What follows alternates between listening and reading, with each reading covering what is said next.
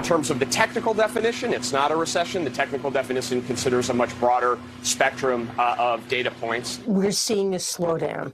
We're likely to see some slowing of job creation, but I don't think that that's a recession.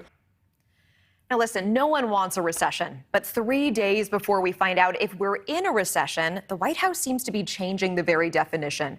For example, the International Monetary Fund in a document called Back to Basics calls it, quote, 2 consecutive quarters of decline. So we've already had one of those. Economics for Dummies, rather, puts it even more plainly. A recession occurs when the overall level of economic activity in an economy is decreasing. We've had that too. Simply put, the economy shrank in the first quarter of the year.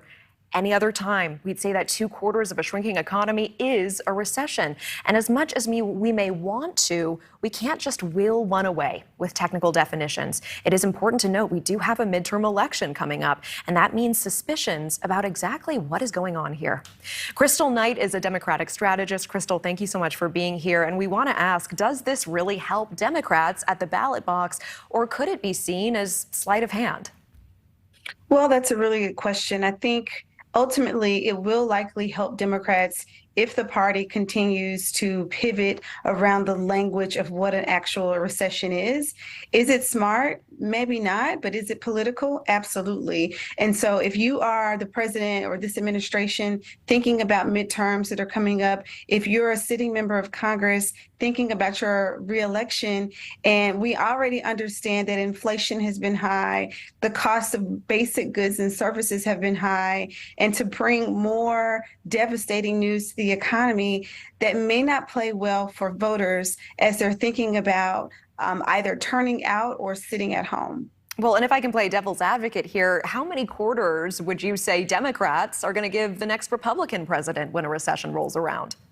2. I mean, I think we've this is unfortunately, this is hyper political, and I don't expect the Democratic Party, even as a Democrat, to do anything differently if they were not in the power, or if they were not in power right now. And so it is interesting that, the administration is attempting to reframe the language, days ahead of whatever the announcement will be on Thursday. But regardless of what they say, if we look back during the Obama administration, before the administration officially announced, or even before the Treasury officially announced that there was a recession, we were already in one, and they just delayed the actual announcement of it. And so that's likely what we'll see again.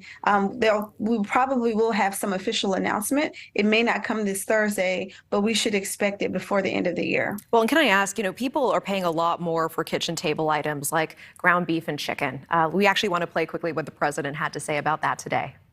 Okay.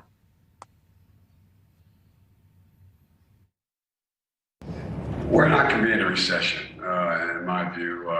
The employment rate is still one of the lowest we've had in history. It's in the 3.6 area.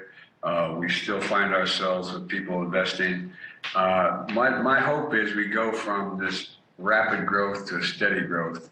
And so we'll see some coming down. But I don't think we're going to, God willing, I don't think we're going to see a recession. And, to be fair, the president is recovering from COVID. He is low energy. He is struggling with symptoms right now, absolutely. But, Crystal, Americans are hurting.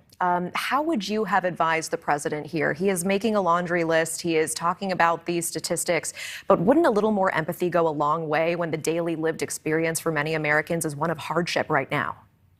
Absolutely. I think, American voters tend to vote not only with their pocketbook and pocketbook issues, but also based off emotion, how they feel and how they connect with our elected leaders. And so if I were advising the president, I probably would not have had him make a statement. I probably would have asked Vice President Harris to make a statement, or one of my secretaries to make a statement about this while he is in active recovery. I think, he can put out a written statement, but an actual statement in his, home office, which is what we just saw, probably wasn't the best thing, the best idea, but also on messaging, the administration has to highlight what has been done over the last couple of weeks, like gas prices falling down. You know, they were really high a couple months ago, but now they're back in the threes in a number of states, meaning $3 and change for a gallon of gas. And so that's something that this administration has to really drive in so that voters understand, although we're in tough economic times,